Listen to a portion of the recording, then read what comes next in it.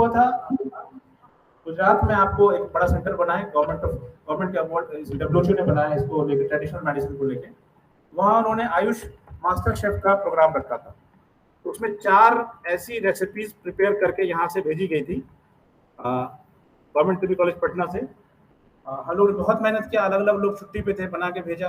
इमरान आयुर्वेदा वालों की मदद से बना के भेजा। ऐसे 4 रेसिपीज आई थी, लेकिन टाइम कॉन्स्टेंट की वजह से, जैसे उन्होंने कहा था कि 5 मिनट देना है, किसी ने 7 मिनट कर दिया, किसी ने कुछ किया, कुछ लेट एंट्री भी हमारी हुई, भेजते भेजते रात गुजर गया, सुबह तक पहुंचा, चुकी MB ज्यादा होता है। तो उस प्रोसेस में सीखा हमने, प्राइस कुछ नहीं मिला, अलग बात है, कोई भी वजह हो सकती है, कंटेंट अच्छा ना हो, टाइम पे नहीं पहुंचाओ। मुझे लगा कि इन बच्चों का अगर टाइम पे पहुंचता तो कुछ ना कुछ प्राइज आना था। तो इन्होंने कोशिश की उस पर, उसकी हम बात करें। ये पूरा इन्वॉल्वमेंट था। कुछ और इन्वॉल्वमेंट आप लोग को हो वो शायद मैं भूल गया, चूंकि अभी भी मैंने तैयार किया इसको। इसी पे हम बात करेंगे कुछ चीजों को, ताकि आप लोग शायद इससे इन्फ्लुएंस कर सकें कि आपके लिए आगे 3 साल किस तरह से आपको खुद को इन्वॉल्व करना है।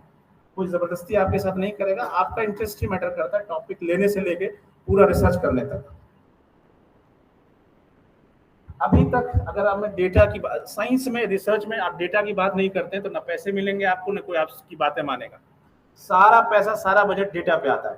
RBS की प्रोग्राम आपके सामने, गवर्नमेंट ऑफ इंडिया को डेटा दिया गया, गवर्नमेंट ऑफ इंडिया ने वर्ल्ड एजेंसी को दी और पैसा आ गया और आयुष के लोगों की जॉब लग गई, आपकी सैलरी, सारी चीजें उसी से आती है। तो एक डेटा हमने इकट्ठा किया, ये है इन लोगों का, जिन्होंने ये 2020-21 बैच के लोग हैं जिन्होंने इतने सारे प्रेजेंटेशन और इन्वॉल्वमेंट रहा इनका। और भी इन लोगों के बारे में पहले भी जिक्र आ चुका होगा। और ये है इन्वॉल्वमेंट आपको 2021-22 बैच होगी। लेकिन मुझे रियलाइजेशन हुआ कि इन सारी चीजों के होने में इनका 30% भी मैं यूटिलाइज नहीं कर पाया।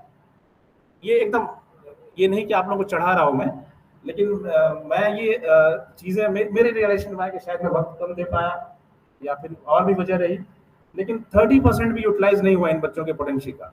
मैं जानता हूं कि हमारे बच्चे अगर सही से पेपर करें, जिन प्रेजेंटेशन में इनको बेस्ट प्रेजेंटेशन का अवार्ड मिला, मैं जानता हूं मेरी तरह वो भी लेट रनिंग है, एक दिन पहले शुरू करते हैं तब उनको ये हाल है। आप अगर इसकी जिस दिन से अनाउंस होता है प्रोग्राम, उस दिन से आप कोशिश करेंगे एक प्रोग्राम में ऐसा करके आप देख लीजिए। जिस दिन अनाउंस होता है प्रोग्राम, उस दिन से आप एब्स्ट्रैक्ट बनाना शुरू कीजिए, पेपर बनाना शुरू कीजिए, आप अपने ग्रुप में सबसे बेस्ट होइएगा, ये मैं वादा कर सकता हूँ। इसलिए कि आपकी एफिकेसी मैंने देख ली है, आप लोग कैसे प्रेजेंट करते हैं। थोड़ी बहुत सबके अंदर कमी होती है, उसको पीयर ग्रुप या टीचर्स मिलकर संभाल देते हैं उसको। तो ज्यादातर प्रोग्राम्स में मैंने देखा कि एक दिन पहले लोग तैयार किया, इन्होंने प्रेजेंट किया, फिर भी अप्रिशिएशन मिला, इनको सेटिस्फेक्शन मिला और एक को बेस्ट प्रेजेंटेशन में मिला। तो इसलिए मैं ये बात कह रहा हूँ कि ज्यादातर आप लोग, चूंकि अभी देखिए कल्चर नहीं है काम करने का, वर्किंग कल्चर नहीं होने के बाद जो ना आदमी को एतमाद ही नहीं होता, खुद पे नहीं और आसपास के लोगों को भी। NIM जब बना था तो एक भी टीचर मेरी क्वालिटी का नहीं था, मैं बता रहा हूँ, वहाँ के टीचर्स की बात बता रहा हूँ। उसमें 90% से ज्यादा लोग लेक्चरर थे और 3 लीडर थे, वो भी प्राइवेट में पढ़ा के आए थे, 18-18 साल, 12-12 साल। और सिर्फ क्या किया उन्होंने, ईमानदारी से उन्होंने कहा कि एक भी दवा हम लोग मॉडल की नहीं ली थी। और 5-10 साल में NIM ने अलीगढ़ को फलांग के आगे निकल गया। जब आप वहां करीब जाके दीजिएगा 100 गलतियां निकलेंगी, बाहर से देखिएगा कुछ चीजें उसकी जो आपसे मुनफरद करती है उसको। वहां क्या वर्किंग कल्चर, अलीगढ़ मुस्लिम यूनिवर्सिटी में कुछ नहीं, कभी नहीं बताया गया हमको कि आपको PG करना है, लेकिन एक परंपरा बनी है कि रूम पार्टनर टॉप हुआ तो हमको भी कुछ करना है। इसे कहते हैं वर्किंग कल्चर, जो धीरे धीरे यहाँ भी डेवलप हो रहा है। अब हमारे PG को नहीं बोलना पड़ रहा है यहाँ के बच्चों को कि आपको 200 मार्क्स नहीं आएंगे। अगले साल अभी जो बैच तैयारी कर रहा है, उम्मीद करते हैं कि NIM में भी जाएगा, अलीगढ़ में भी जाएगा इंशाल्लाह। आपका कंट्रीब्यूशन ये होता है कि जिस भी कैपेसिटी में आप हैं, उस कैपेसिटी में वर्किंग कल्चर बनाए। हर चीज, हर मौके को मस्खरा नहीं कर देना है, नहीं तो आप जो लोगों को देके जा रहे हैं ना, वो फिर वो असेस करेंगे आपके बारे में कि आपने उनको क्या पास आउट किया। तो मेरा मानना है कि इनकी कैपेसिटी का अभी यूटिलाइजेशन ही नहीं हुआ, फिर भी इतनी सारी चीजें हो गई। इंशाल्लाह नेक्स्ट मरहला है कि हम लोग पब्लिकेशन की तरफ बढ़ेंगे धीरे धीरे। इस प्रोसेस में सीखने का मौका मिला। अब मैं देखता हूं कि अब जो एब्स्ट्रैक्ट बन के आ रहा है, तो अब बताना नहीं पड़ रहा है कि आपको जो स्ट्रक्चर्ड एब्स्ट्रैक्ट कैसा होता है, इस स्ट्रक्चर में क्या, इस एब्स्ट्रैक्ट में आपको क्या मांग रही है चीजें, क्या आपको देना। जैसे अदविया के प्रोग्राम में हाइजीन के बच्चे जाते हैं, हाइजीन का प्रोग्राम होगा, अदविया के बच्चे जाएंगे, तो आपको थीम ऑफ द प्रोग्राम देखना है, उसमें अपने डिपार्टमेंट से जोड़ के कोई एम्फीबियन कॉम्बो निकाल लेना है। ये टैक्टिस दिमाग में आनी चाहिए, तब आप उस प्रोग्राम के अच्छे, बहुत अच्छी चीज आपने अद्विया का ने बुलाया, हमको हाइजीन पे बके जा रहे हो वहां जाकर, कितना भी अच्छा कर लीजिएगा, प्रोग्राम वाले की जो थीम है उससे हट के आप बात कीजिएगा तो आपको कोई नहीं पूछ रहा, आप फिर डिसर्ट होइएगा, यार इतना बढ़िया प्रेजेंटेशन किया, पूरा इंग्लिश में मैंने दिया, एक बार में रुका नहीं, उसके बाद भी मुझे कोई नोटिस ही नहीं कर रहा। वजह क्या है कि जो भी थीम डिसाइड कर रहा है ना, वो उस थीम से चिपका रहता है आखिर तक, और आप उसको देखते नहीं उन चीजों को। तो ये कोशिश हमने की, आप देखते हैं कि बच्चे खुद ही उस तरह से तैयार कर लेते हैं। चले जल्दी जल्दी करेंगे इंशाल्लाह। कुछ उनकी झलकियां मैं दिखा दूं कि जैसे एनीमिया एंड प्रेगनेंसी में शुरू के प्रेजेंटेशन है, मरियम का था, इसी तरह से इसने दिया था present health scenario and potentials of USL. ये देखिए प्रोग्राम किसका था, रोल ऑफ यूनानी herbal drugs in present day scenario and lifestyle disorders. ये असल में अद्विया का प्रोग्राम था आप कहें तो, और हाइजीन वालों ने अपने लिए कैसे जगह बना ली, टॉपिक इस तरह के डाल के। इसी तरह से एक था concept of prevention in the यूनानी सिस्टम मेडिसिन, ये कॉन्सेप्चुअल शायद डिपार्टमेंटल प्रेजेंटेशन कर रहा होगा, कॉलेज फेस्ट में इन्होंने दिया था। एनीमिया एंड मालन्यूट्रिशन स्पेशल यूनानी डाइट्स। अब देखिए एनीमिया पे डाइटिक्स में इन्होंने ढूंढ निकाला कि अब यूनानी की जो सप्लीमेंट्स है, जो 25-30 सप्लीमेंट्स में इन्होंने दिया था वोकल फॉर लोकल में, उसमें से वो डाइट्स इन्होंने निकाला जो सस्ती भी हो और इजीली अवेलेबल भी हो, और किस तरह से जो एनीमिया बहुत बड़ा प्रॉब्लम है इंडिया के लिए, 49% से ज्यादा बच्चे गुजरात जैसे राज्य में कुपोषित हैं, या फिर कुपोषण के साथ साथ वो भी है एनेमिक है, उनको कैसे हम सप्लीमेंट, और यहाँ कुछ काम नहीं करता बगैर सप्लीमेंट्स के। तो इस तरह से टॉपिक उन्होंने रिवाइज करा अपना। इसी तरह से इस्तेफराग वो एहतबास, इन्होंने इस्तेफराग चूंकि इनका टॉपिक था, कोशिश की, अच्छा एक कोशिश रही मेरी कि जिनका जो टॉपिक है उसके हर एंगल पे वो अपने टॉपिक्स वो प्रेजेंटेशन दे। कल कोई आपसे अगर इंटरव्यू में जाइएगा तो पहला सवाल आपसे आपके टॉपिक से होगा, तो इसलिए कुछ करें ना करें, आप अपने टॉपिक जो चूज कर रहे हैं उस पर तो हर एंगल को आप खंगाल लीजिए। थीसिस उठाएगा, टॉपिक देगा, उस पर सवाल पूछेगा, पहला सवाल आपने जवाब नहीं दिया, आप और आपके गाइड को 100 गालियां देगा वो अंदर से, और आपका तो नहीं होगा वो अलग बात। सो उस पर कोशिश हमने की कि हर एंगल से उसको हम लोग समझ लें, डिस्कस कर लें।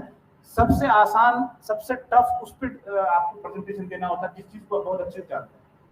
जैसे आपको कहे कि इस बार सत्य प्रेजेंटेशन बनाए, बना लूंगा, अरे बनाने पर ठीक है, फिर नया क्या है यार, इसमें 200 टिप्स आ गया, बढ़ ही नहीं पा रहे, तो इसलिए हल्के में नहीं लेना चाहिए चीजें, कॉन्सेप्चुअल बहुत खतरनाक होती है। इसी तरह से इनका एक प्रेजेंटेशन था प्रोफाइलेक्टिक एंड प्रिवेंटिव यूनानी ड्रग्स नीड एंड सर्च। ये एक प्रोग्राम ये भी अद्विया डिपार्टमेंट में था, तो उस पर इन्होंने प्रेजेंटेशन किया, और अद्विया वाले को भी लगे कि मेरा ख्याल रखा गया है।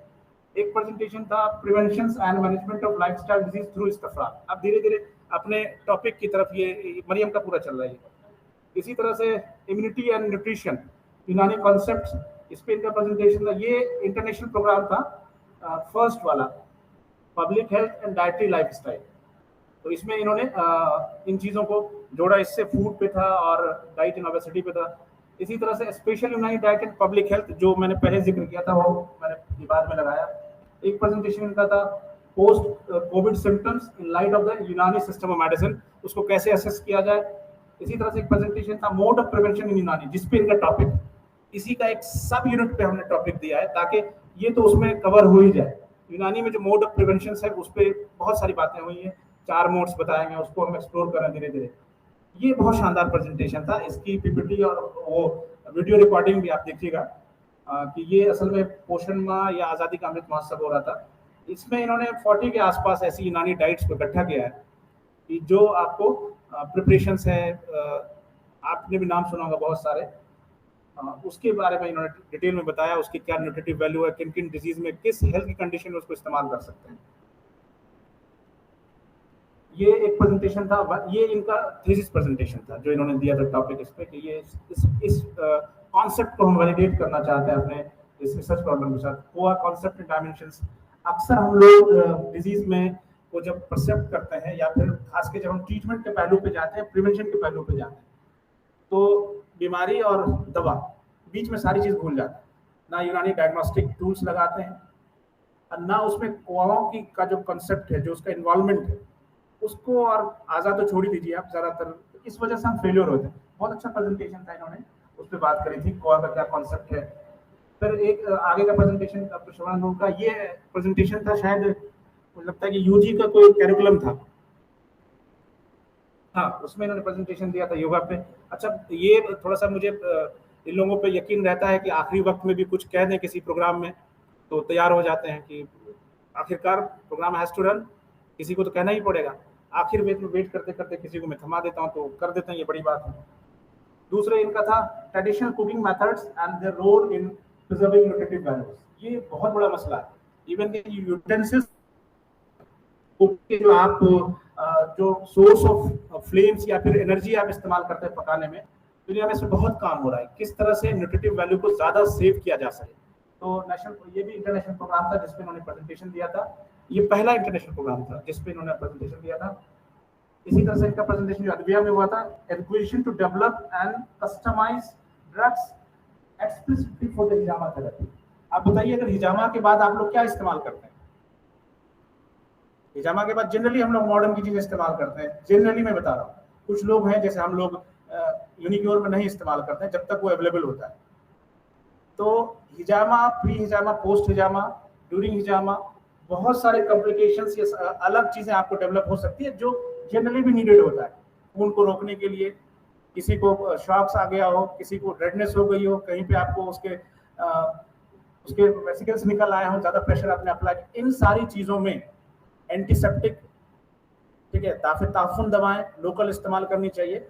इसमें इन्होंने लगभग मुझे लगता है 40 से प्लस ऐसी दवाएं ढूंढ के निकाली जो हिजामा में हम लोग मोर देन 40 आई थिंक 100 के आसपास दवाएं ऐसी ढूंढ के निकाली। सिर्फ ऐसा नहीं कि नया खोज है, यूनानी टेक्स्ट में है वो सारी चीजें कि जो हिजामा में हम लोग यूज करते हैं। कोई जरूरत नहीं मॉडर्न चीजों की। आप रिलायंट तब, सेल्फ रिलायंट तब हो सकते हैं जब आपकी सारी चीजें हो। सर्जरी में वही क्लेम करते हैं ना, आपके पास एनेस्थीसिया नहीं है, आप कैसे सर्जरी कर लेंगे? तो ये जरूरी है कि हिजामा या तो एक प्रोसेस है 36 में 40 में से, हर प्रोसीजर्स में प्री पोस्ट जो भी सारी चीजें इस्तेमाल हो वो हम अपनी बात करें। तो ये थॉट्स था, उसी नजरिए से इन्होंने स्टार्ट किया। It was well appreciated in Aligarh also. And scientific evaluation of safety issues, ये इनका थीसिस प्रेजेंटेशन था, जो इसके बारे में पहले भी बहुत बातें हो चुकी है। अच्छा टॉपिक है, इंशाल्लाह अगर सही से हम लोग कर ले जा रहे हैं इसको तो एक अच्छा एड ऑन हो जाएगा इसके। नीड ऑफ फोर्टिफाइड यूनानी supplements with omega 3 fats for mother and child. बहुत जरूरत होती है ओमेगा 3 फोर्टिफाइड दवाओं की, ग़िज़ाओं की मदद के लिए। तो वो इन्होंने यूनानी के सप्लीमेंट्स के साथ अगर वो जोड़ के दिया जाए तो कितना इफेक्टिव हो सकता है मदर एंड चाइल्ड हेल्थ के लिए। इस पे इन्होंने अपने थॉट्स निकाले और कुछ दवाएं ऐसी निकाली, कुछ प्रपोज किया इन्होंने नुस्खा कि इस तरह से हम कर सकते हैं। ये भी इनका प्रेजेंटेशन इंटरनेशनल सेमिनार था वहाँ दिल्ली में, वहाँ इन्होंने प्रेजेंट किया। इंडिविजुअल सेंट्रिक अप्रोच, ये जो मिजाज का कॉन्सेप्ट एक्चुअली यही है यूनानी में कि हर इंसान के लिए अलग आपको कस्टमाइज ड्रग और आपको मैनेजमेंट तैयार करना है। तो ये इन्होंने प्रेजेंटेशन दिया था कि इसकी कितनी जरूरत है, क्या अहमियत है, कैसे हम इंडिविजुअल सेंटर्ड अप्रोच तक पहुंच सकते हैं। हर आदमी के लिए हर दवा एक जैसी नहीं हो सकती, ये हमारा उसूल है और ये कॉन्सेप्ट जो मानते हैं यूनानी पे, उसी को थोड़ा सा इंग्लिश में लिखा हुआ है। तो ये प्रपोज किया उन्होंने कि इंडिविजुअल सेंट्रिक अप्रोच जो होता है वो कितना अच्छा हो सकता है। इवन एम्स में अब ऐसे यूनिट बन गए, दिल्ली एम्स में, जो एक आदमी को जेनेटिक मेकअप करने के बाद ही दवा दिया जाता है। इस तरह की चीजें आप धीरे धीरे दुनिया में बढ़ रही हैं। कॉन्सेप्ट ऑफ वबा प्रिवेंशन मैनेजमेंट, रागिब का ये वबा पे चल रहा है मामला। Air changes and their impacts on health and disease and Unani approach, इन्होंने उस पर प्रेजेंट किया था यहाँ पे इंटरनेशनल कॉन्फ्रेंस में जामिया हमदर्द में हुआ था। उसके बाद बेसिक मेडिकल स्टैटिक्स पे डॉक्टर रागिब का था। Environmental health special reference to water, इस पे इन्होंने प्रेजेंटेशन दिया डॉक्टर रागिब ने। अंडरस्टैंडिंग ऑफ हिफ्ज़ान सेहत इन यूएसएम, बहुत बढ़िया सर्च था इनका, बेसिक कॉन्सेप्ट खोज के इन्होंने निकाला हिफ्ज़ान सेहत का। इसी तरह से इनका प्रेजेंटेशन था प्रिवेंटिव एंड थेरापेटिक यूनानी ड्रग्स इंडिकेटेड इन वबा। अब देखिए ये जो प्रेजेंटेशन था अजमल खान तिबिया कॉलेज में अद्विया डिपार्टमेंट का था, उसमें इन्होंने अपना हाइजीन का पहलू निकाल लिया पीएसएम डिपार्टमेंट का। इससे बहुत वेल अप्रिशिएटेड, पूछेगा इनसे, लोगों ने तारीफ भी करी, इन्होंने बहुत अच्छा प्रेजेंट किया, अल्लाह का शुक्र है।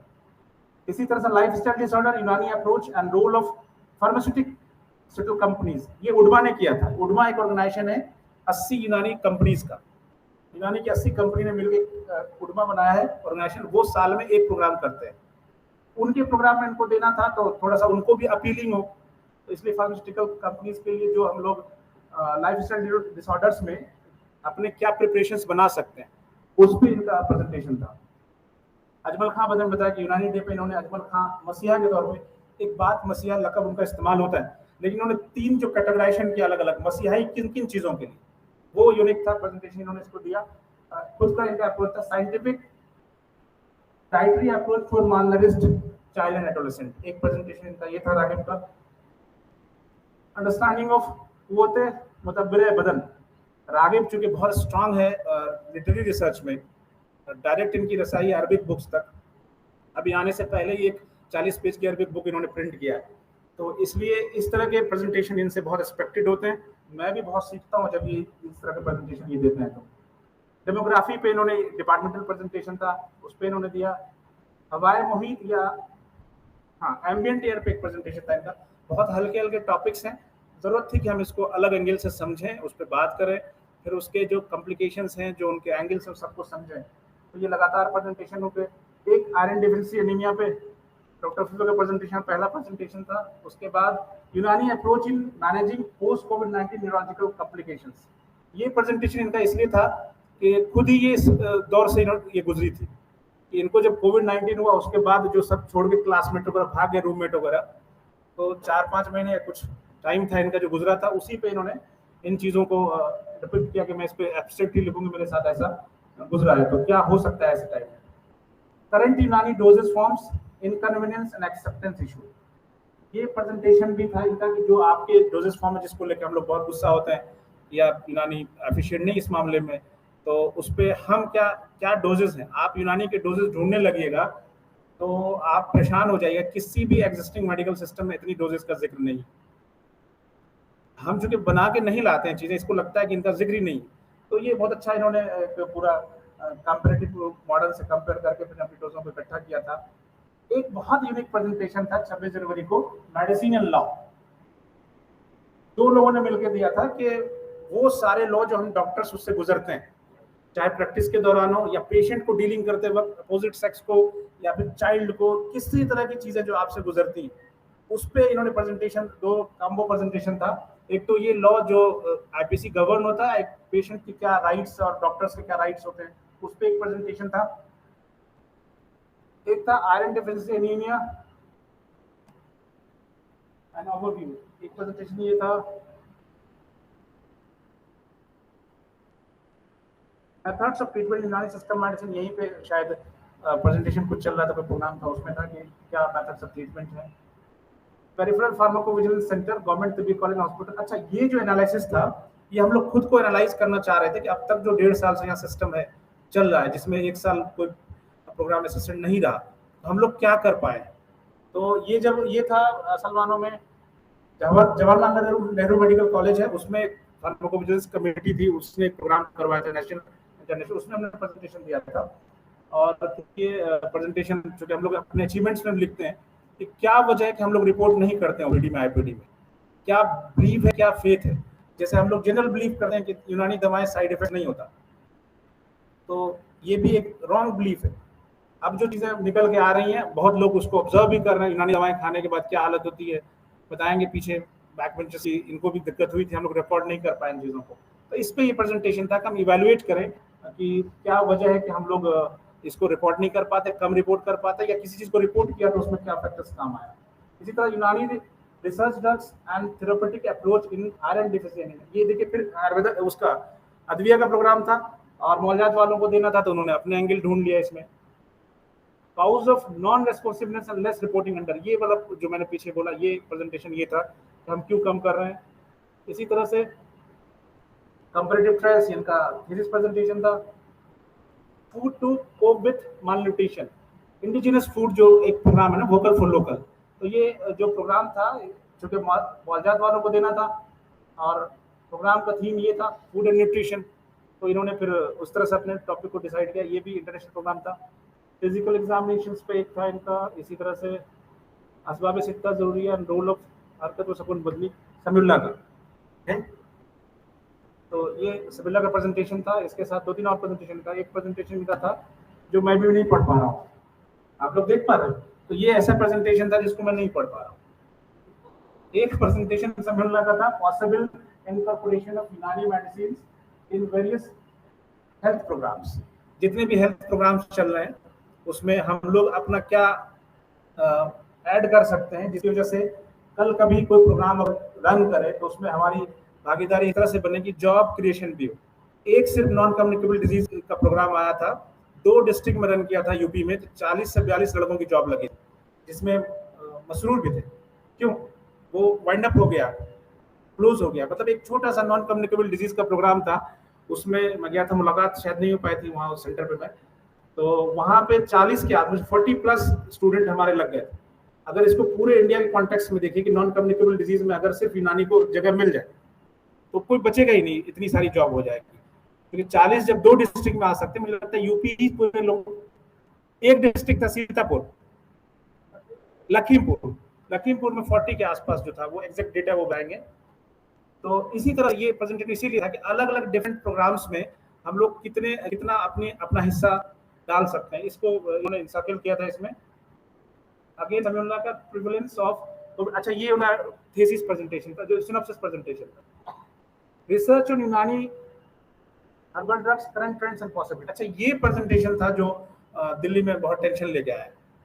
ठीक है, इसमें असल में हमने क्या किया कि जो अलीगढ़ और एनआईएम का जो डेटा है उन्होंने ऑनलाइन दिया था ना, कि अब तक हमने किस टॉपिक पर रिसर्च किया है, उसको प्रिंट किया, उसको इवेलुएट किया हमने, अब तक जो हमने रिसर्च किया है उसमें हमने किया है। अब तो टाइम है, इसको हम लोग का भी कोई करेगा 5 साल बाद, लेकिन अभी तो हम दूसरे का करेंगे, इवेलुएट करेंगे। उसमें ऐसी ऐसी चीजें निकल के आई कि आप उसको, अगर मैं उसके टॉपिक्स बता दूं तो आपको लगेगा इतना बड़ा इदारा है एनआईएम अलीगढ़, उसने ऐसे टॉपिक्स ले लिए। तो पॉजिटिव सेंस में कि उससे हम सीखें कि हमसे वो गलती ना हो। तो ये जब प्रेजेंटेशन दिया जा रहा था, एक्स डायरेक्टर यूनानी के थे वहां पे, उनको बहुत बुरा लग गया, आप इस लायक नहीं किस पे बात करेंगे। तो मैंने उनको कॉल करके कहा, गाली सर नहीं दिया था ना मेरे पीजी ने आपको? बोले नहीं। मैंने कहा सुनना था 8 मिनट आपको, उसके बाद 20 मिनट आप उसको कुछ डांटते, लेकिन 8 मिनट क्यों नहीं दिया उसको? उसने 5,000 खर्च करके पटना से वो लोग गए थे यहाँ से, आपके अलीगढ़ से 3 बच्चे नहीं आए थे, और इस कॉलेज से 5 बच्चा 5-5 हजार खर्च करके गया आपने, मैं आपने 8 मिनट बोलने क्यों नहीं दिया? अभी जब दिल्ली गया तो उन्होंने मुझसे सॉरी बोला कि गलती हो गई मुझसे। अभी मैं दिल्ली गया था दूसरे प्रोग्राम में, मैंने कहा कि बच्चे ने गाली नहीं दी थी आपको, जो बोलना था बोलने देते, आप रिप्लाई ऐसे क्यों उतर स्टेज से? ये सारी बातें मैं उसको ऑफिशियली कंप्लेन लॉन्च करना चाहता था, लेकिन पीजी लोग तैयार नहीं है, तो मैंने छोड़ दिया उसको। कई लोग कॉल भी किए, तुम क्यों नहीं कंप्लेन कर रहे हो? खैर, ये वही था कि हम अपने जब आईना सामने होता है तो थोड़ा थोड़ा बुरा लगता है। शमीम अख्तर का ये प्रिवेंटिव स्ट्रेटजीज फॉर, मतलब ये उनका जो सिनॉप्सिस से जुड़ा हुआ है, उसी पे इन्होंने प्रेजेंटेशन दिया। शमीम के साथ एक बड़ी अच्छी चीज है, इसको कम करने में बहुत टफ हो जाता है, इसको रोक पाना जो है ना बहुत मुश्किल। 5 मिनट के प्रोग्राम के लिए वो 150 का पीपीटी बनाता है। अब बताइए कितना कम कीजिएगा आप उसको? 50 कम कीजिएगा, 60 कीजिएगा? शमीम एकदम दिल भर कर बनाता है। उसके बाद आखिरी में 5 मिनट पहले बोलेगा सर देख लीजिए। मैंने कहा बस देख ही सकता हूँ इसको मैं, और कुछ नहीं। तो ये जो इसके अंदर कॉन्फिडेंस है, ये पॉजिटिव बात है कि ये इतना ले आता है। अभी हम लोग एनआईएम के जनरल्स के लिए आया था कि पेपर लिखिए, 3-4 लोग जो है ना वो आधा पेज लिखते लिखते हाथ जोड़ दिए व्हाट्सएप पे, सर माफ कर दीजिए नहीं हो पाएगा। सुबह शमीम जो है उस पर 3 पेज लेके आया।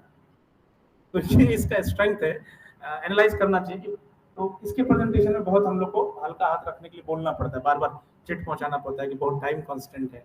ठीक है, तो क्वालिटी है, यूटिलाइज करना चाहिए बच्चों को इन सारी चीजों को। आप उसको सही रास्ता देंगे तो पता नहीं क्या क्या कर जाएंगे। तनवीर का वो को गाइड हूँ तो हक बनता है। हकीम अजमल खान साहब पे बहुत वाइब्रेंट प्रेजेंटेशन था इनका, पैथोलॉजी ऑफ लिवर एब्सेस, जिसमें मैं प्रेजेंट नहीं था लेकिन एक प्रेजेंटेशन उनका था।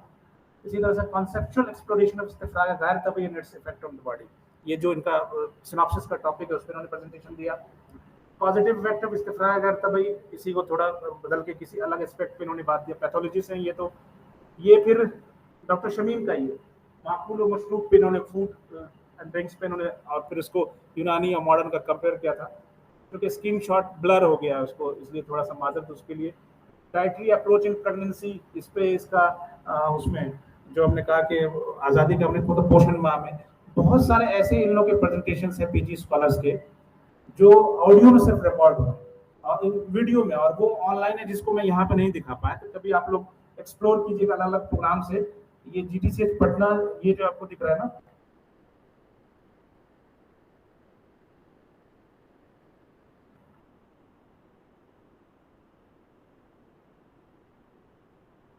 पटना करके ये है हमारा वो, तो उस पर आपको ये सारी चीजें मिल जाएंगी। इसी तरह से इन्होंने इसी तरह इनका एक प्रेजेंटेशन था preservative strategies of seasonal diseases, season में जो अलग अलग डिजीज है उसको कैसे रोका जा सकता है, और शमीम की मिजाज का ये प्रेजेंटेशन है, ठीक है, तो आप देख सकते हैं। दूसरा ये इस्लाम का एप्लीकेबिलिटी ऑफ इलाजी तस्वीरें बनाए, बूढ़ों के लिए कौन कौन इलाजी तस्वीर के चीजें हैं, उसको पहला प्रेजेंटेशन था, अच्छा था, इन लोगों का प्रेजेंटेशन था। इसी तरह से अतिया फरीन का इंट्रोडक्शन ऑफ द एपिडेमोलॉजी, इसमें बुकरात साहब और राजी साहब की बात हुई थी। सो इसी तरह इनका एक था एफिकेसी रिलेटेड इश्यूज ऑफ यूनानी फॉर्मुलेशन एंड रिस्पांसिबिलिटीज ऑफ यूनानी फार्मास्यूटिकल कंपनीज। ये उडमा प्रोग्राम था शायद इन्होंने तैयार किया था कि एफिकेसी को लेके आप जानते हैं ना, आप लोग कहते हैं कि यार ये दवा यूं शमा की है, फला फला कंपनी है, जो भी कंपनी आपको एसेस होता है कहते काम नहीं करती, तो उस पर एक प्रेजेंटेशन हमने तैयार किया था, क्योंकि उडमा की हम सारी कंपनी थी कि आपकी दवाएं वाकई काम नहीं करती, हम बोल रहे हैं कुछ दवाएं काम करती हैं, तो उसमें क्या क्या वजह हो सकती है इन दवाओं के काम नहीं करने का। वो कहेगा कि मैंने दवा सही बना के दिल्ली से भेजा, आपने जो स्टोर रूम में जमा किया उसमें चूहा लग गया, या पूरा 1 फीट तक पानी रहा 3 महीने तक, इन सारी चीजों को इसमें इंसर्किल किया गया था, क्या वजह हो सकती, किसी को ब्लेम नहीं करके हर जो पॉइंट्स हो सकते हैं एफिकेसी को हिंडर करने का, उन सबको इसमें इसने एसेस किया था और इकट्ठा किया था। एडीआर एडवर्स ड्रग रिएक्शंस पे इन्होंने लाइव डेमोन्स्ट्रेशन दिया था और प्रेजेंटेशन भी दिया था। इसी तरह से ये टॉपिक इनको बहुत अट्रैक्ट करता था, कंडीशन जो आती है उसमें, तो इस पे इन्होंने एक प्रेजेंटेशन दिया जो आई थिंक ये फर्स्ट प्रेजेंटेशन होगा इसका, बाद में हमने इसको कर दिया। एक बहुत शानदार प्रेजेंटेशन था हाकिम मजमुल खान से ट्रैवल, जहाँ जहाँ उन्होंने सफर किया हाकिम मजमुल खान ने, तो वो क्या क्या सफर में उसके साथ में चीजें आई, इस पे पहला प्रेजेंटेशन था किसे हमने प्रेजेंटेशन फॉर्म्स को एक्सेस किया है। हाकिम मजमुल खान कई प्रेजेंटेशन आए थे प्रोग्राम में, सबका जिक्र नहीं कर रहा हूँ कि मैं रिलेटेड टॉपिक पे हूँ, तो उसमें यूनिकनेस थी, अगर रिकॉर्ड आप देखना चाहें देख सकते हो। तो ये एक प्रेजेंटेशन था, अभी उन्होंने दिया था माल Unani diet to counter malnutrition and metabolic disorders, वो सब डिजाइन जो तैयार हैं उनको यही प्रोग्राम था, आप देखें public health and dietary lifestyle पे, तो थीम से जुड़ा हुआ इन्होंने प्रेजेंटेशन दिया था, इंटरनेशनल प्रोग्राम में इन्होंने ऑनलाइन प्रेजेंटेशन दिया था। हेल्थ एंड डिजीज पे मशहूर का एक प्रेजेंट कॉन्सेप्ट इस पे इन्होंने दिया था। उसके बाद मिजाज एंड इट्स अल्टरनेटिव्स, ये जो कि हमारे सिलेबस में शामिल है, और रागिब की तरह ही नईम के साथ भी मसला है कि ओरिजिनल टेक्स्ट तक इसकी भी रसाई है, ये अच्छे से अरबिक रीच कर लेते हैं, तो उसी हिसाब से कोशिश करते हैं कि एक आपस में कंसेंट बन जाए गाइड और बच्चों में, तो वो टॉपिक भी वैसा ले और जिसमें वो अपना बेस्ट दे सके। तो इसी तरह से उन्होंने अल्टरनेटिव जितने भी मिजाज के होंगे उस पर उन्होंने प्रेजेंटेशन दिया था। Status of ongoing research in Unani medicine and responsibilities of the pharmaceutical companies, ये प्रेजेंटेशन जो दूसरा था जिसपे रिएक्शंस आया बहुत बुरा। इस बार कोई दिक्कत नहीं थी, मेल था, इसको भी रोका गया, और वो भी हाइजीन के टीचर ने किसी ने रोका, फिर भी मैंने उसको रिपोर्ट किया, वहां कॉल किया कि आपने क्यों ऐसा किया। 8 में अब कोई भी पीजी प्रेजेंटेशन दे जा रहा है, वो गाली थोड़ी बक रहा है स्टेज से कि आप उसको रोक देंगे, या कुछ ऐसी बातें किसी का नाम लेकर तो नहीं कर रहा है, उन्होंने अपना एक एजम्पशन रखा, अगर आप उसके आउट से अगर आपको लग रहा है कि 180 डिग्री पे आप वेरी कर रहा है, आप 180 मिनट उसका जवाब दीजिए स्टेज पे आके कि उसने क्या गलत किया है। पावर तो ये होना चाहिए कि आपने जो प्रेजेंटेशन दिया उसमें कोई भी नुक्स निकाला है तो मैं स्टेज पे आके निकालूं और रिपोर्टेड रिटर्न में दूं कि ये गलती इसने की। तो ये करने के बजाय ज्यादातर जो फ्रेम है जो टूट रहा है धीरे धीरे, कि बच्चे ने ये बात कैसे कर दी, अभी तो फर्स्ट ईयर में सेकेंड ईयर में, तो खैर इसको भी रिपोर्ट करना था लेकिन कंसेंट नहीं मिल पाया पीजी का, तो मैंने छोड़ दिया। ये चीजें होनी चाहिए, कोई तो शुरू करे इन चीजों को। इसी तरह से जन्नत खान का एक प्रेजेंटेशन था, introduction to the measurement of health diseases, ये इन्होंने प्रेजेंट किया। इनका अभी नया बैच है। ये जो मैं बात कर रहा था कि मास्टर शेफ कॉम्पिटिशन्स में जो गांधीनगर में हुआ था, तो ये 4 रेसिपीज दी गई थी, वीडियो में तैयार आप देख सकते हैं। अचवानी का हलवा, नबीज आरेस्ट, उसके बाद हरीरा और बार्ले वाटर, आप जाके देख सकते हैं। इन्होंने अपनी कोशिश की चारों ने कि ये हम वीडियो रिकॉर्ड करके वहाँ भेजें। ये गवर्नमेंट तिब्बी कॉलेज के उस पर पड़ा हुआ है, आप उस पर जाके देख सकते हैं इन सारी चीज़ों को। नबीज कैसे बनाते उसने बना के वीडियोस भेजना था, पहली बार था, इसलिए इसी तरह से इन सारी चीज़ों को वहाँ रीच आउट कर सकते हैं। घर से बैठ के इमरान ने, ठीक है, अरविदा की मदद से ये तैयार किया था। कुछ लोग छुट्टी पे थे। इमरान जो है वो एक बेहतरीन एम्फीबियन है, connecting link between the Ayush, तो वो उसका फ़ायदा उठा लेता है। इसलिए देखिए ना, अछवानी का हलवा हिंदी में लिखा है उसने, हक अदा किया उसने उधर का। सो अब हम लोग हैं 5-10 मिनट आप लोग के पास, सच बताइएगा, थक गए? हम लोग अब बात करेंगे कुछ जो समझना है हम लोग को रिसर्च के ताल्लुक से। देखिए, रिवर्स फार्मोलॉजी एक टर्म है। दुनिया में मिसाइल सिस्टम अभी देख रहे हैं कि सबसे ज्यादा क्लेम किया जा रहा है बढ़िया मिसाइल सिस्टम ईरान का। अभी आपने शहीद ड्रोन के बारे में सुना होगा।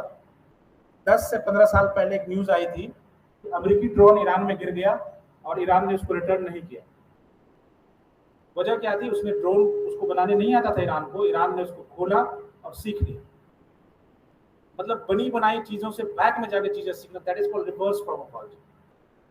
अभी जो बेसिक जो आपको मदर लीड्स होते हैं, जो मॉलिक्यूल्स होते हैं जिसपे मॉडर्न काम करता है, उसकी स्कार्सिटी आ गई उनके। तो वो क्या करते हैं, आयुष से कुछ मॉलिक्यूल्स उठाते हैं, उस पर काम करते हैं। अभी कहाँ जुगनू है? नहीं है। जुगनू के भाई एमबीबीएस है, उनको भी लालच लग रहा है आयुष की तरफ आने का। तो जुगनू की वैल्यू बढ़ गई है कि तुम अपने वो सारे नुस्खे लाओ जिसपे मैं काम कर सकता हूँ। तो आप जब वर्क करेंगे तो अट्रैक्ट करेंगे लोगों को। वो क्यों, हम क्यों जाए, वो भी आए हमारे तरफ। रिवर्स फार्माकोलॉजी एक ऐसा फॉर्मूला है जो यूनानी के लिए फिट बैठता है। हजारों साल से हमारी दवाएं चल रही है। दवाओं के इस्तेमाल का बेसिक तरीका है, पहले आप एनिमल ट्रायल से गुजारिए, फिर ह्यूमन पे जाइए। ह्यूमन में जब वो चला जाए फील्ड में, तब जाके इस्तेमाल की परमिशन मिलती है, एक्सेप्ट इन आयुष। क्योंकि थाउजेंड्स ऑफ ईयर से जो दवाएं इंसान पे इस्तेमाल हो रही है, उसको बिना एनिमल ट्रायल्स करके गवर्नमेंट ने अलाउ कर दिया है। लेकिन हमारी जिम्मेदारी है कि इस पर हम डेटा बेस तैयार कर रहे हैं कि अगर दविदुल वर्द काम कर रही है, कैसे। सबसे ज्यादा लिखते दविदुल वर्द, बोलते भी हम लोग, रिसर्च ही नहीं उस पर। अभी एक पीजी स्कॉलर एसटीटी की बता रही थी, तकमुलुद्दीन की, कि 36 या 46 ट्रायल्स आपको सुरंजान पे हो चुका है। आप लोग हैं अपडेटेड इससे?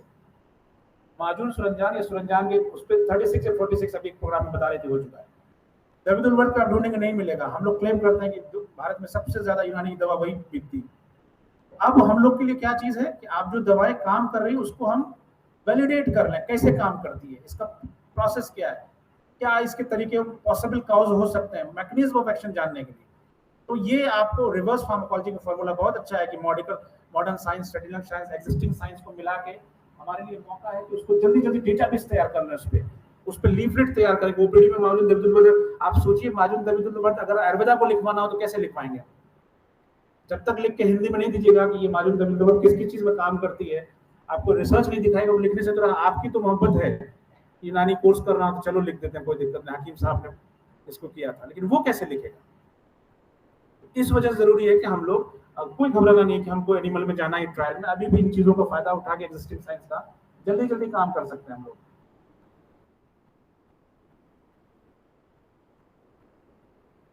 अभी तक जो ज्यादा ट्रायल हमारे यहाँ होता है ना, वो हम लोग यही देखते हैं, सिम्टम्स पे, डिजीज के ट्रीटमेंट पे, कॉम्प्लिकेशंस पे, थेरेपीज पे। इसलिए हम लोग जो है ना बहुत लिमिटेड एरिया में जॉब भी मिलता है हमको, और बाहर जा ही नहीं पाते हम लोग। आप सोचिए कि मैनेजमेंट एंड हेल्थ लीडरशिप पे कोई थीसिस अगर हो जाए तो आपके लिए हेल्थ मैनेजमेंट की भी जगह बनेगी। यूनानी हेल्थ मैनेजमेंट 6 या 7 साल से आपको 16 या 18 पोस्ट पीजी, यानी पोस्ट पीजी जो कहता है वो, इसको आपका कोर्स जो है अलाउ किया है सीसीआई में। उसमें एक मैनेजमेंट कोर्स भी है, पीजी डिप्लोमा करके। कोई कॉलेज शुरू ही नहीं करता, एक जगह शुरू हुआ है, वो भी सैदला में। वजह क्या है कि सैदला में एमडी नहीं आए तो उन्होंने वो शुरू कर दिया, मेरे डिपार्टमेंट में कुछ होना चाहिए। इसीलिए एजुकेशन एंड ट्रेनिंग पे अभी मैं बता रहा हूँ कि जब बात हुई थी दिल्ली में कि जो लोग सिलेबस कमेटी बना रहे हैं ना, उसमें एक यंग लोग हैं जिसको इंचार्ज दिया गया, वसीम भाई को। उनको सीसीआईएम के हेड ने कहा था, एनसीआईएसएम के गए थे अपने यहाँ से, 2 लोग थे उसमें सिलेबस कमेटी में, तो उनको कहा गया था कि I don't want grey hairs, मेरी कमेटी में ग्रे हेयर वाला कोई नहीं चाहिए। वसीम भाई को इंस्ट्रक्शन था, आप जानते हैं ग्रे हेयर्स नहीं चाहिए, तो वो लोग जिनका ग्रे हुआ वो काला करके गए थे, ठीक है। तो उनका पूरा इंस्ट्रक्शन था कि काम करने वाला लोग चाहिए, वो नहीं जो आए, साइन किया, लिफाफा लिया और फिर बैक टू पवेलियन गुनगुनाते हुए वो वेयरनेस से। उसमें एक बात आई कि कोई 4 आदमी ऐसा बताओ जो एजुकेशन पॉलिसी पे, यूनानी में एजुकेशन पे हमको स्पीच दे सके। एक भी आदमी यूनानी से नहीं लोग प्रपोज कर पाए। सीधा के लोगों को बुलाया गया, दूसरे स्ट्रीम के लोगों को बुलाया गया, क्योंकि हमने तो इसको एकदम बंद कर रखा है, टीचिंग ट्रेनिंग्स पे कोई बात ही नहीं करता। उस पर कोई अद्विया में टीचिंग या हाइजीन में टीचिंग ट्रेनिंग किस तरह से हम काम कर रहे हैं, इसको इवैल्यूएशन की जरूरत है। इस पे भी हमारा रिसर्च में आप लोग कॉन्टेक्स्ट में सोच सकते हैं कि हम लीगल एस्पेक्ट्स पे बात कर सकते हैं कि हमारे क्या, आप देखिए जैसे कोर्ट फिजिशियन से भरा हुआ है हमारे सारे यूनानी तिब्बा, कोई कोर्ट फिजिशियन हुआ, कोई कुछ हुआ करता था, उसको हमने कंपाइल ही नहीं किया। इसी तरह से हम लोग मेंटल डिसेबिलिटीज पे जो बहुत तेजी से बढ़ रहा है, नर्सिंग एडमिनिस्ट्रेशन पे, इन चीजों पे हम टॉपिक ले सकते हैं, बात कर सकते हैं।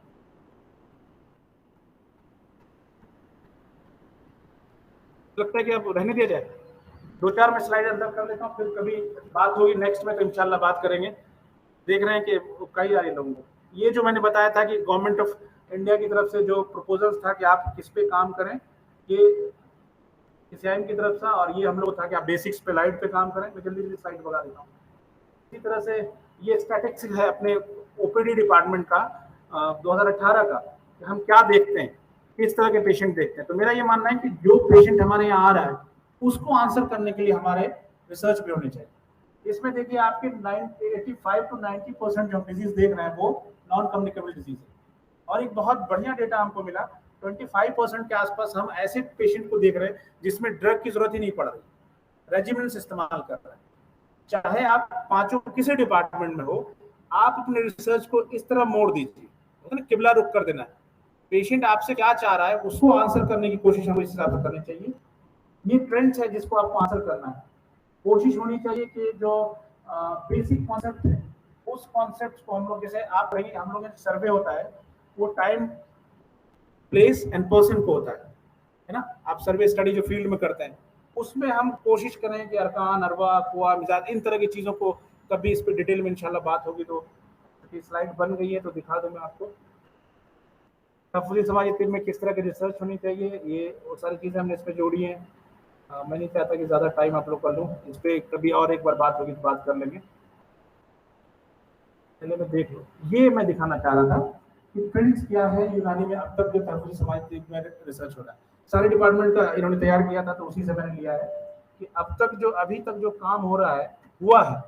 तो एनआईएम और अजमल खान तिब्बिया कॉलेज के जो हमने असेस किया उनकी थीसिस को पूरा नहीं कर पाए, तो ये ट्रेंड हमको मिला कि सबसे ज्यादा जो इसमें काम हुआ ह्यूमन ट्रायल्स 44.4%। ये ह्यूमन ट्रायल्स में हॉस्पिटल बेस्ड ट्रायल्स थे, ये सर्वे से अलग है। और प्रिवलेंस आप देखिए उसमें ये दोनों मिलाकर hospital based and field study, इसमें बहुत सारा सिंगल कंपाउंड ड्रग्स पे, सिंगल ड्रग्स पे कुछ फॉर्मूले, अच्छा इसमें सिंगल और कंपाउंड ड्रग्स एंड फॉर्मुलेशंस यूनानी में बहुत सारे थीसिस ऐसी मिलेगी, इफेक्ट ऑफ फला, इफेक्ट ऑफ यूनानी फॉर्मुलेशन इन दिस डिजीज। अब वो यूनानी फॉर्मुलेशन क्या है उन्होंने छुपा के रखा है 4-5 दवाएं। फार्माकोपिया अगर कुछ अब उठा रहे हैं तो आप रेफरेंस दीजिए किस फार्माकोपिया से आपने उठाया, अपने मन से नुस्खा किसी से उठाया मौलजात के बुक से और उसको लिख दिया। टॉपिक में अगर ऐसी चीज आप लिखते हैं यूनानी फॉर्मुलेशन तो आप फॉर्मुलेशन को डालिए भी अंदर, अदरवाइज नहीं तो गैप हो गया कि आपने पता ही नहीं चलने दिया कौन सा फॉर्मुलेशन है। तो ये हर डिपार्टमेंट में आप देखेंगे, हमारे डिपार्टमेंट में यही फॉर्मुलेशन वाला मामला, ये आपको देखिए कि वहां भी चलता रहा, थेरेपी, डाइट। अच्छा रेजिनल थेरेपी अभी आया है, तो उससे पहले बहुत सारे डिपार्टमेंट दावा करते थे कहीं पे ये हाइजीन के अंडर होता था, कहीं मौलजात के अंडर होता था। उनको चलने के लिए हाइजीन डिपार्टमेंट जो एनआईए में था उसके अंदर क्योंकि सर्जन थे जुल्किफ साहब मेरे गाइड, तो उनके अंदर सर्जरी भी था और हाइजीन आईबीटी भी था, तो एक न एक टॉपिक उस पर भी देते रहते कि ताकि वो डिपार्टमेंट चलता रहे। तो कुछ थेरेपी ड्रग्स का कॉम्बिनेशन मिलेंगे आपको, लेबोरेटरी बेस्ड कुछ हुआ है, जैसे एक लेबोरेटरी बेस्ड हुआ था, मेरे सीनियर अकमल भाई किया था कि उन्होंने देखना था हेपेटाइटिस बी का प्रेवलेंस, तो सबका वो लेना था मामला। इन्वायरमेंटल एक स्टडी हुई है जिसमें डॉक्टर हशमत है बिहार से, उन्होंने स्टडी की कि यूनानी कुछ दवाएं हैं मियाँ साइला वगैरह, उनका क्या इम्पैक्ट होगा आपको मच्छर को, ये जो मॉस्किटो है उसको किल करने में, एक स्टडी उनकी हुई थी। लिटरेरी स्टडी सबसे ज्यादा अलीगढ़ में हुआ है, और अलीगढ़ वाले अपने कंफर्ट जोन से निकलते ही नहीं, तो वो ज्यादा से ज्यादा 57% उसी में लगे हुए। अभी तक लिटरेरी चल रहे, मुताला उनका भयंकर चलता रहता है, तो आप उस मुताला को इसीलिए तो बुरा लग गया था लोगों को जब हमने वो प्रेजेंट किया था। जब आप देखेंगे इसको, ये मौजूद वगैरह तो मैं स्किप करूंगा आज। तफसीली समाजी तिब्ब में 11% थेरेपी पे हम लोगों ने काम किया, अब तक 44% हमने किया ह्यूमन ट्रायल पे, और 46% प्रिवलेंस, मतलब जो उम्मीदें इनसे हैं भाई साहब वही कर रहे हैं। इसमें प्रिवलेंस और एनसीडीज पे एक नीचे का डेटा देखिए, एनसीडीज का नॉन कम्युनिकेबल डिजीज जो ट्रेंड है वर्ल्ड का, उसी पे हम लोग काम कर रहे हैं। बस हम बता नहीं पा रहे दुनिया को एनसीडी पे हम इतना काम करें, सिर्फ एक आदमी एनालाइज करे हमारे सारे थीसिस का कि हमने एनसीडी पे इतना काम करना है, गवर्नमेंट को अलग अलग लेवल से उसको पब्लिश करे, उस डेटा को डाले, तो कितना सारा उनका माइंड हम चेंज कर देंगे कि एनसीडीज पे हम आगे हैं, हम काम कर सकते हैं।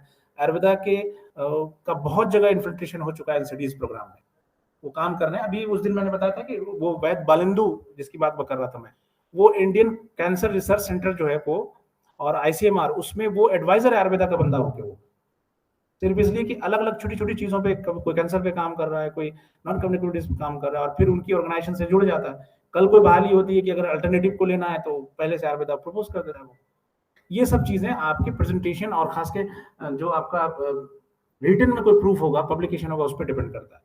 तो आप लोग भी ट्रेंड को समझें और अपने, जरूरी नहीं कि आपके थीसिस पे जो वही पेपर छापें, उस ट्रेंड को देखते हुए एनालाइज करके एनसीडीज में अद्विया कौन कौन हो सकती है, ठीक है। नॉन कम्युनिकेबल डिजीज की डायग्नोस्टिक टूल्स जो बहुत सस्ते और अच्छे कौन हो सकते हैं, ड्रग्स कौन हो सकती है, लाइफ स्टाइल क्या मॉडिफिकेशन, यूनानी में क्या जिक्र है, एक्सरसाइज दलक का क्या जिक्र है, इस तरह से आप हमको कंपाइल कर सकते हैं।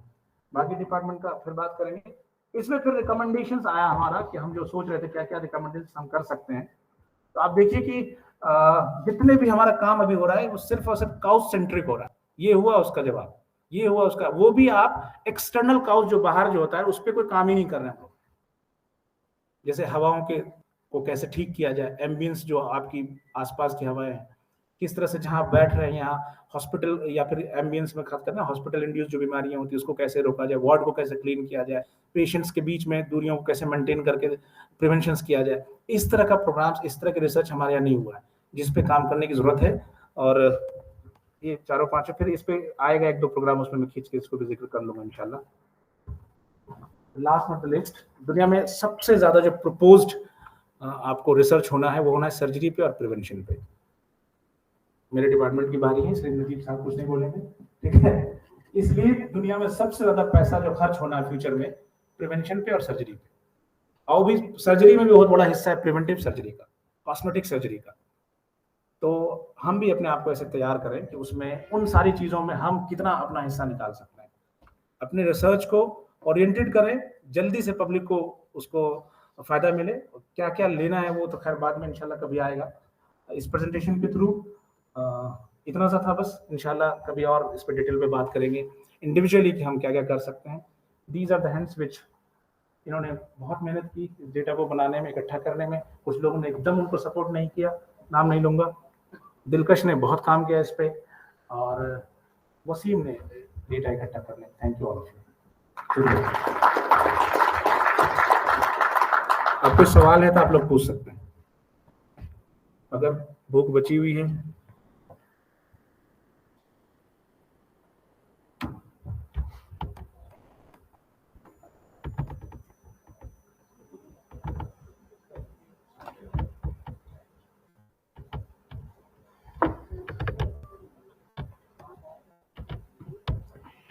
खत्म करें।